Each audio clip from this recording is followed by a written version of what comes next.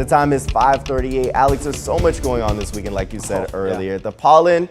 Now we're getting a little bit of break from it, but Saturday it will be sunny. Sunday there will be some more rain. Hitting the reset button this morning on the pollen, and then it's going to all be back on Saturday, and then hit the reset button again on Sunday. That's just how it goes here as we have springtime weather in central Georgia, as the temperatures have obviously been warm over the past 3 weeks or so, and the flowers and plants have responded accordingly. So yes, that's what we're going to be doing over the weekend. A ton going on, so let's get to it. There is the live look over downtown Macon, 53 right now here in downtown, and in Warner Robins, 54 over in Wrightsville, 58 in Soperton, 57 in Eastman, 59 down in McRae, 51 in Eatonton this morning, and 60 in Unadilla. Now, the radar picture has a lot going on right now. This is going to be on 75 south from Perry down through southern Houston into Unadilla. A couple strikes of lightning in and around Unadilla down towards Vienna at this hour. The leading edge of the rainfall now into Pulaski County. There's Hawkinsville. This is going to be moving into Dodge County here in the next few minutes. Back off to the west.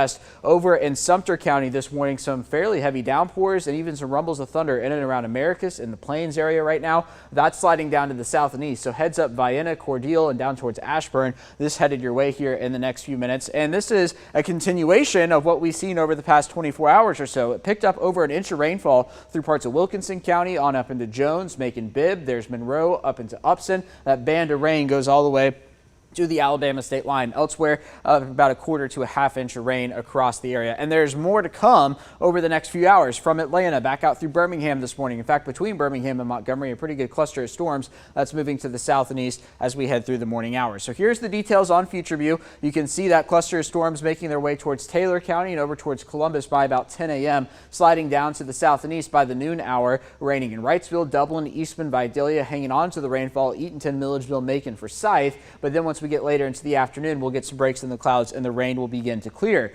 Into the night, we will be clear. Temperatures cooling off down into the low 40s and upper 30s across the area before we rebound into the 60s and 70s tomorrow afternoon. Then for Sunday, this is where things get a little dicey once again. Scattered showers beginning Sunday morning at 7 a.m. And then by the time we get to the noon hour, some light rainfall across central Georgia before a line of storms really begins to develop through the mid-afternoon hours and works its way through our area by the time we get into the evening hours. So there's 7 p.m. They're still contending with the rainfall in and around the area. Now, the storm threat now high enough that the Storm Prediction Center has responded with a level 2 severe weather threat for a large part of the area. That's going to be Thomaston, Warner Robins, Cochran, Eastman, and Abbeville areas to the south and east for the threat of damaging winds and then some large hail. Beyond that, the rain will clear out by the time we get to Monday morning, and we do look to remain mostly clear here in central Georgia next week. That is until next weekend when our next cold front is on our doorstep by the time we get to Friday at about 4 p.m. Of course, Cherry Blossom Festival beginning on Friday, so watching that for the weekend. 68 today, the rain coming to an end this afternoon. Then for tonight, 42 the overnight low,